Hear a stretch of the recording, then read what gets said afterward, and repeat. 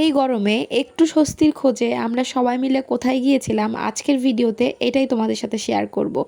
Hello everyone, আসসালামু আলাইকুম। কেমন আছো সবাই? আশা করছি সবাই ভালো আছো। আমিও আল্লাহর রহমতে অনেক ভালো আছি। সবাই মিলে কোথাও একটা ঘুরতে যাব ভাবছিলাম, তো তখন হঠাৎ করে মনে হলো যেহেতু এত বেশি গরম, যদি কোনো ফাঁকা একটা জায়গায় যাওয়া যায় তাহলে কিন্তু বিষয়টা অনেক ভালো হয়। আমরা কিন্তু এই ভাবতে ভাবতেই চলে গিয়েছিলাম রন্ধনশালায়। আর রন্ধনশালায় গোবিন্দগঞ্জে যারা গিয়েছো তারা তো জানোই যে আশেপাশের জায়গাটা কত সুন্দর, কত খোলামেলা। তো সব মিলে কিন্তু আমার কাছে জায়গাটা বেশ ভালো লেগেছে। গিয়ে কিন্তু প্রথমে আমরা খাবারটা অর্ডার করেছিলাম, আর আমরা ভেবেছিলাম যে আমরা খাবারটা অর্ডার করার পরে আশেপাশে ঘুরবো, কেননা এই ফাঁকে হয়তো আমাদের খাবারটা রেডি হয়ে যাবে। বড়রা সবাই এখানে বসে গল্প করছিল আর ছোটরা বাইরে বের হয়ে দৌড়াদৌড়ি করা, এছাড়াও এখানে দোলনায় উঠে ওরা বসেছিল। তো এই ফাঁকে আমাদের খাবারটাও চলে এসেছে।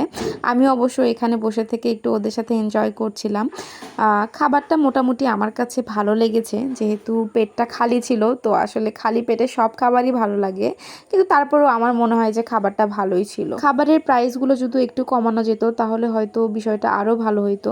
তো যাই হোক, আজকের ভিডিওটা এই পর্যন্তই। সবাই ভালো থেকো, আর ভিডিও ভালো লাগলে কিন্তু আমার পেজটা অবশ্যই ফলো করে দিও। রন্ধনশালায় যারা এখনও যাওনি তারা কিন্তু জায়গাটা গিয়ে ঘুরে আসতে পারো, জায়গাটা বেশ ভালো, এনজয় করার মতো।